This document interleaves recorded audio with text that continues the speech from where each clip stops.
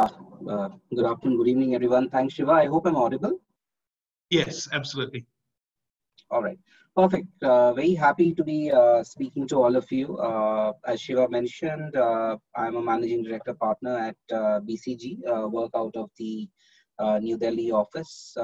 I also happen to lead BCG's manufacturing and supply chain topic in Asia Pacific. So very happy to be speaking to all of you, and through some of my work, with the industry associations in India, especially CII, which is the Apex Industry Association. I have also been involved, as the primary person from BCG assisting CII and a couple of the government ministries on the $1 trillion manufacturing mission. So happy to speak to you, with some perspectives from that work and more on the manufacturing sector in general. Shiva, good to project slides at my end? Yeah, 1 second.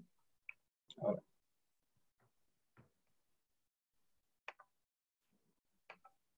Yeah, I think you can go ahead.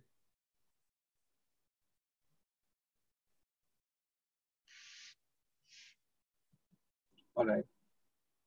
Thanks. I hope this is visible. The pages here.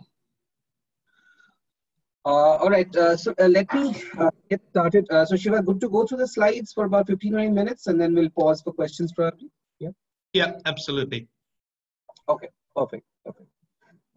So happy to be speaking to all of you on the perspectives for the Indian manufacturing sector. The topic of reaching to a $1 trillion gross value added as the key component of the GDP is a real growth target that both the government and the industry is chasing in India. As I was mentioning briefly through some of my work, between the key government ministries, especially the Ministry of Commerce in India,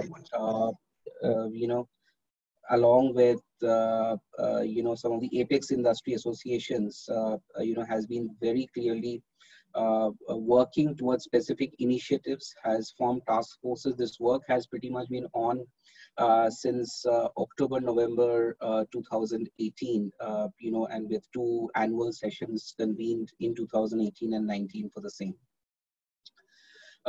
Just to get started, a quick perspective on the manufacturing sector in India. The provisional estimate for the manufacturing sector size came through a month or so back. This is close to about $400 billion. The growth rate that this sector has experienced is a slowdown in FY20 a little bit, but post-COVID, I think the traction that we are seeing, this hopefully should get back to about the normal of 7 to 8%, over the nearer term. And I think with a specific set of initiatives that need to be put in as a bit of stimulus into the industry, hopefully this could trend higher up.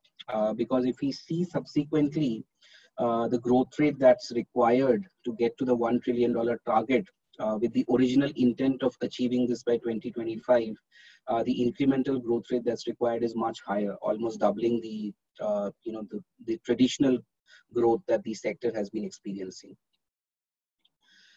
If we look at the spread of sectors, what constitute Indian manufacturing, there are 8 core focus sectors, which contributes to more than 60% of the overall gross value added.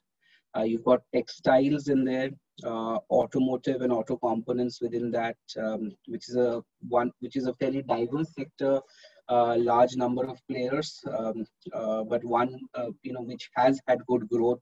I think it's just that post-COVID, FY21 seems to be a washout for them, with a little bit of slowing down that happened with engine emission norms and certain other regulations that affected sales of commercial vehicles in 1920.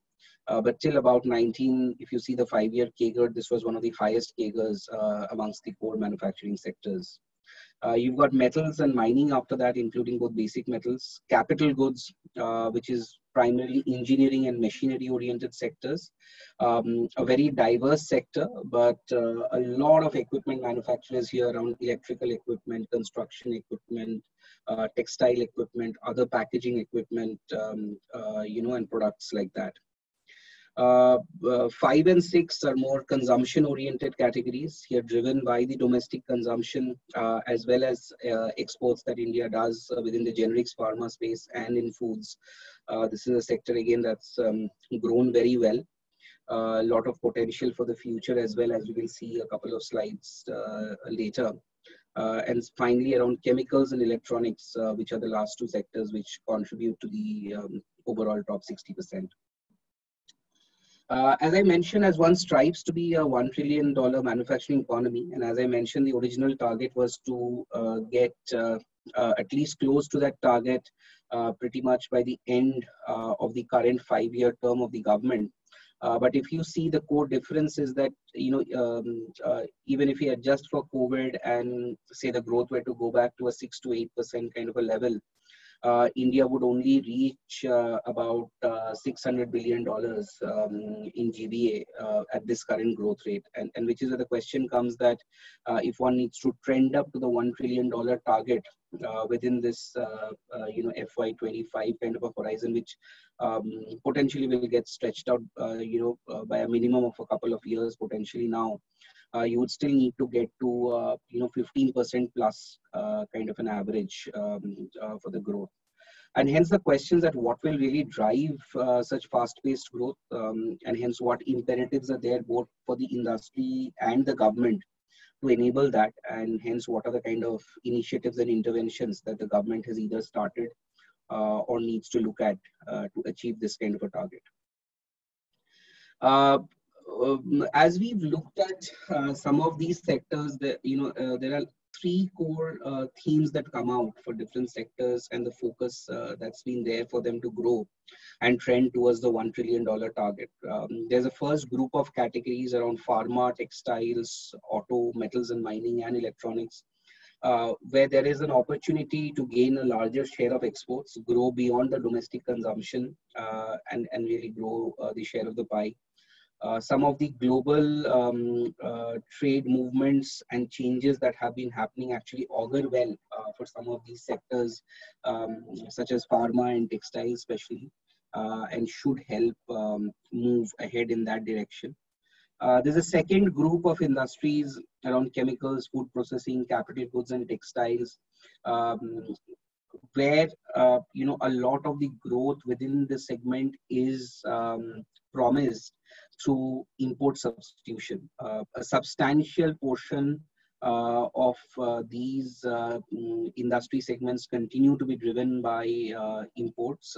Some of this is capability led, some of this is just pure factor cost or raw material availability led issues, which has led to the local production, the local ecosystem not being competitive enough either with regards capability or cost. These are also areas which, as you might have picked up in the news, there's focus beyond the Make in India campaign, which this government had started with their first stint around 2014-15, leading on to self-reliance or the Atmanirbhar Bharat Abhiyan, which is what you see as will be thrust for category 2 and a few others. Category 3 is relatively smaller ones, but where, keeping with the times and the trend, I think there is significant opportunity. And these are not sectors that Indian manufacturing invests in now.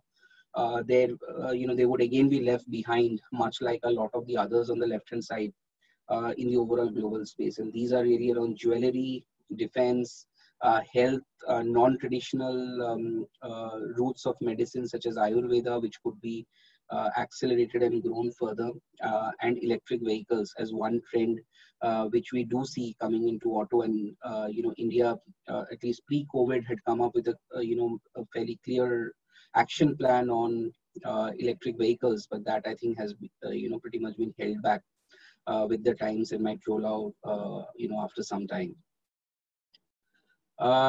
Moving on, as we look at some of the global trade dynamics and the shifts that happen, and this is actually a plot we had done, sometime end of last year. And if you see the overall market attractiveness for a large market such as US that exists, and where India relatively has a cost advantage. I think some of the core manufacturing sectors around textile and apparel, petrochemicals, pharmaceuticals, machinery, these all appear as potential targets where there could be good growth if we are able to take advantage of the current situation, the shifts that are happening in the different trade dynamics between the leading economies, and capture that opportunity.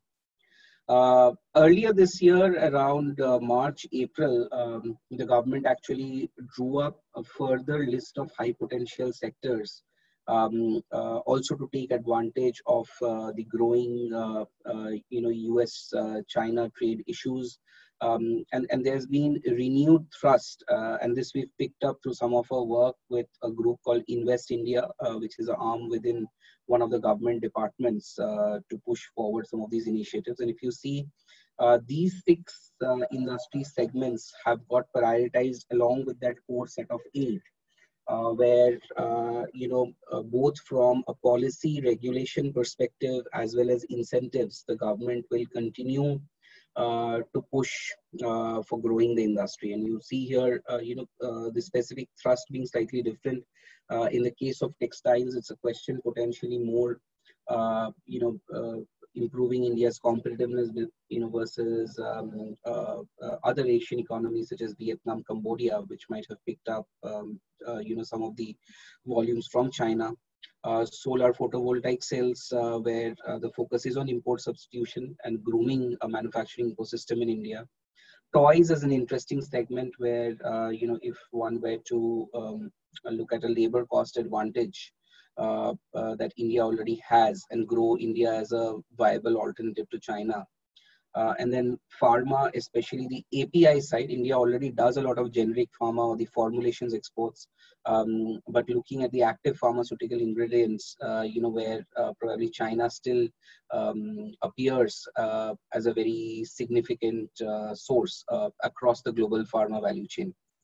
And then finally, electronics and chemicals, where, it's both as a viable alternative to China. I think here the challenge is more in terms of being more integrated into the global value chain and growing the right set of capabilities to do so. And but at least what I can say is that there's concerted effort from the government and different associations across the industry to push forward in this direction.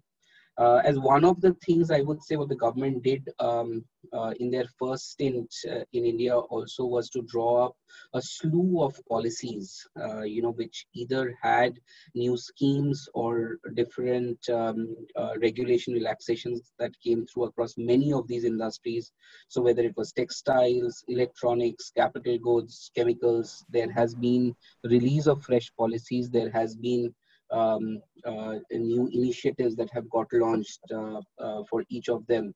And also, traditionally India has operated more in a tax break or a fiscal incentive oriented regime, versus that there's probably increased focus in terms of fundamentally looking at regulations, looking at processes and procedures, and simplifying that, which is where a lot of the government responsibility and the role moving forward to enable these sectors also is realized today. And this is being fairly actively looked at across the government and other relevant sectors. This focus on improving the ease of doing business, reducing the overall cost of doing business, skilling, the adoption of technology, moving up the technology curve. One of the areas where Indian manufacturing and overall competitiveness of the economy suffers is essentially the overall supplier depth and the quality of suppliers. I think there's clear intent to move up on the technology access, and also be a more competent player overall. And finally, in terms of creating India more as a favorable investment destination, with more easy policies and procedures to work with. Basis this, if you look at some of these key elements, which, if one might say, determines the overall cost of doing business. And if we, these ranks are ones where, we did a ranking of India across 40 leading manufacturing economies in the world. And while you would say that on pure factor cost, potentially India still, has clear advantage on a range of these parameters. But as we start moving towards some of the other elements of what determines the total cost of doing business, which includes both elements of ease and risk, there is still room for improvement, and which is where the government is focusing now. This could be around elements of the financing cost, other government-related costs with regards to the procedural costs that are involved in starting business, and finally some of the societal costs in terms of the very risk in operating in a country like India. And if you see some of the elements below, highlight those specific areas where the industry, along with the government, had identified areas that they need to work with in government, because high taxation cost, the whole issue of non-performing assets and how banks are dealing with the bad loans. I think each one of these had come up, and hence there has been some action on each of these areas that have come through. Through arms such as Invest India and the Niti Aayog, which are fairly forward-looking institutions that have been set up by the government. On all three areas of cost, ease, and the risk of doing business, the government is indeed making a push towards growing the manufacturing sector.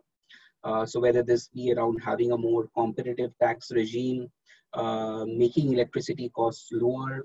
On land acquisition, there's been fairly significant movement.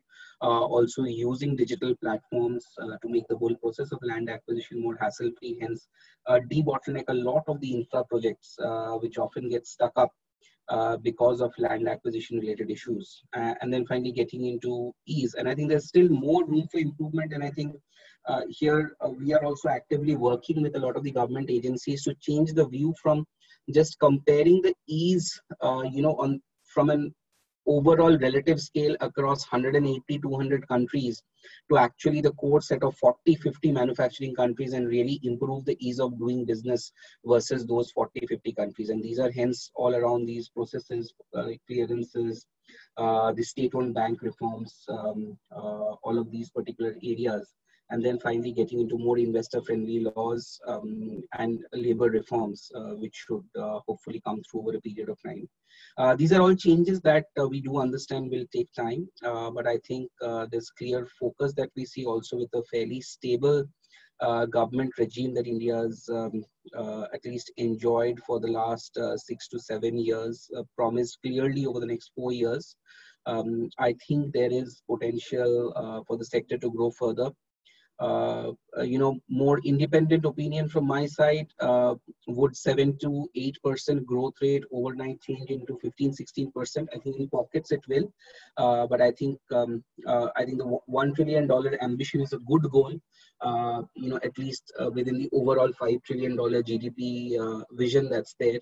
Will it happen within 2025? Doesn't really look very likely at this point of time, but I think given another 2-3 years thereafter, I think it still might be fairly realistic, and some of the global trade winds might actually push us forward in that direction. And that's what I had to share, Shiva. I'll pause with that and take any further questions. Yeah, I've got a couple of questions. But before I get to that, one question I wanted to ask is, recently we've seen Apple decide to manufacture part of the iPhone 11, for example, out of India.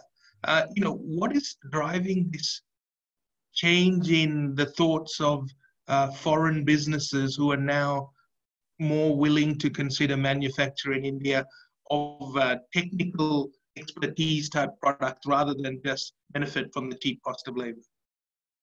Yeah.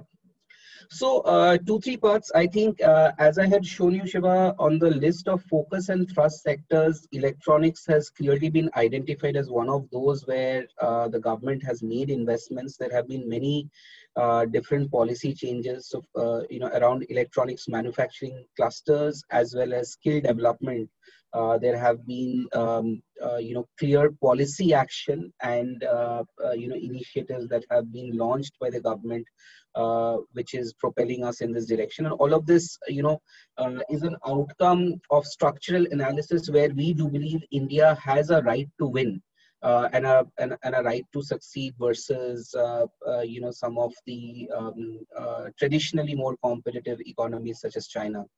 And hence, from that perspective, taking advantage of some of these changes in policy regulation switches that have been done, I think it becomes more important. I don't think any of these products, if you look at the iPhone 11, even the iPhone SE, which just started being manufactured in India just a week or so back, these are not just ones which are purely dependent on cheap labor, but also there's a skill component to it.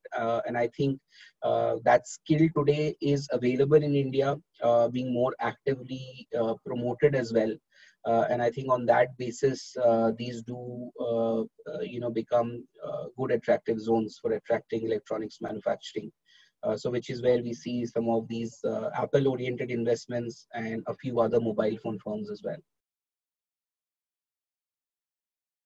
Yeah, next question. Thank you for that. The next question is, will manufacturing growth targets be considered as part of the government's infrastructure upgrade plans, i.e. capital goods, metals, chemicals being produced locally for these projects? Just like to clarify, is this question around, let's say, the announcements around the National Infrastructure Plan that might have been picked up on the Yes. 100 lakh crore? Yes, most of this bill is still, growth for the core infra segments, the infrastructure segments.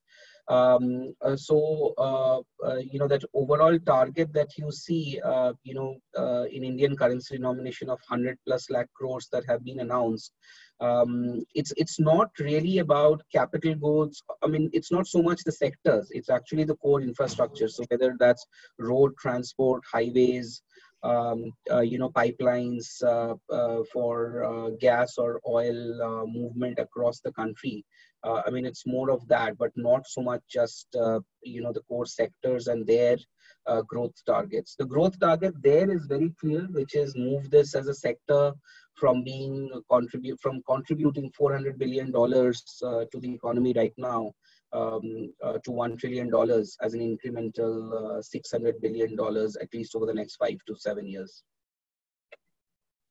Okay, thank you. The next question is, to achieve the $1 trillion manufacturing aspiration, how much FDI would be needed versus local investments?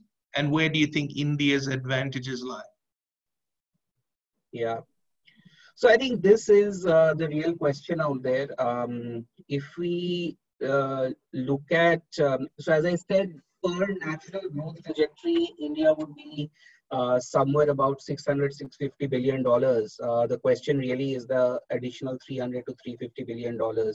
And to enable that, again, the spread of the 8 sectors that you saw, barring a few of the new generation ones, these are all fairly asset intensive industries, right? And hence, if you assume an asset turnover ratio of about 1 to 1.1, you will almost require a similar quantity or a similar quantum of investment to come in. Majority of this investment, if you look at the overall profile of the manufacturing sector, it's still more private.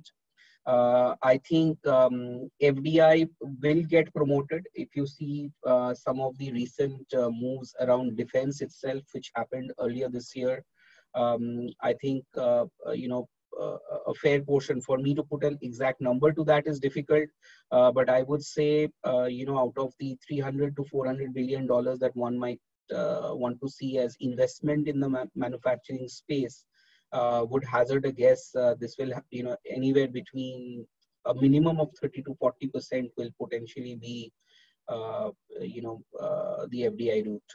Otherwise, it looks difficult as a clear target to be just domestically driven. Okay, another question is, what do you think are going to be the main risks of achieving the $1 trillion vision? Yeah, so I think in keeping with the times, the continued impact of a pandemic such as COVID, I think we've seen the effect waning right now. I mean, at least each of these core sectors, I can say that companies are back to at least 85 to 90% of production levels that they were at on a pre-COVID basis. The only one which still struggles very, very heavily is auto, and more the commercial vehicles than the passenger vehicles within that. So I think risks such as some of these, and I would say the other risk is the speed at which some of these changes, both around regulations, policies, procedures, and recalibrating who India's real competition is, I think,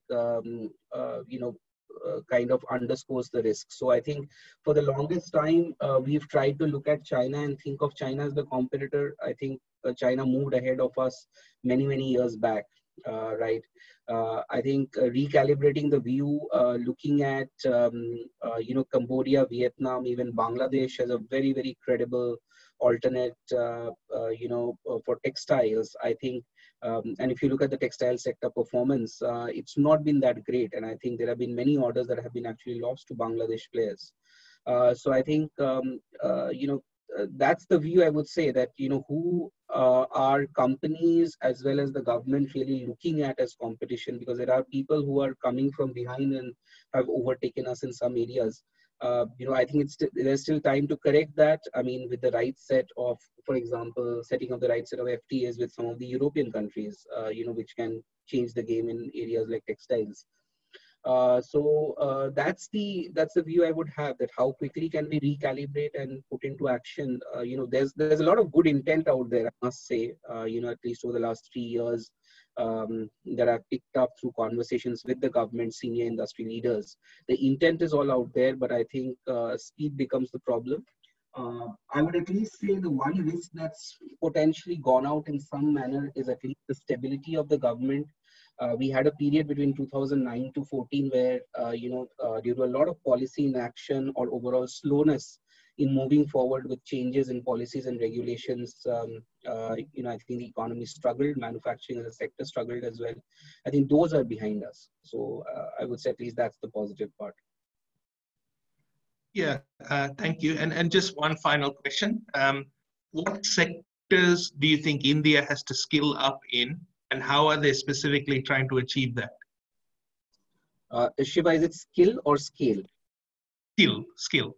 S-K-I-L-L. All right. So if we look at some of the core sectors that we mentioned here, I would still say, potentially the answer will have to be, I would still say, across the board. I mean, the one skill around digital and Industry 4.0, if you look at the adoption levels of that in India versus a lot of the other leading geographies, is still very low. I mean, majority of the Indian companies are at a very nascent stage on this. And it has started with the problem of, even first appreciating what Industry 4.0 is. But I would say areas more such as auto components within auto, not so much the core auto itself. There, because of global collaborations, the technology is still probably there. Metals more within the secondary and the downstream producers. That's another area where skill levels need to go up. It reflects in poorer productivity levels in India. While we say that labor cost is low, but if you adjust it with productivity, I think there's a bit of a struggle. Capital goods and electronics, I think those will be, there's a lot of movement here, to be honest, around skill. A lot of skill development institutes, councils have been set up, but I think, still room for doing more. Okay. Thank you very much for your time. We really appreciate it. And it's great to have someone of your background and knowledge in this industry. And obviously your insights have been really good for this conference and for this audience. So thanks, Bitan. Really appreciate your time. Thank you so much, Shiva. The pleasure's been mine.